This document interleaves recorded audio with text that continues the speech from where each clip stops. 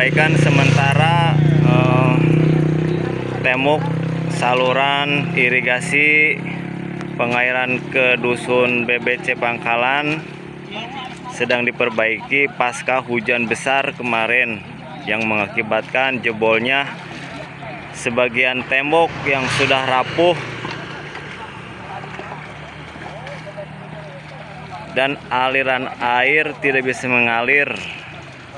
Alhamdulillah kerjasama RW 07 Babakan Curug beserta RW 08 Dusun Pangkalan beserta para penggarap melaksanakan perbaikan sementara saluran agar air bisa sedikit mengalir ke hilir.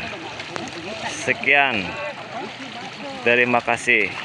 Wassalam. Semoga kedepannya bisa ada perbaikan permanen agar aliran air bisa seperti biasa maksimal.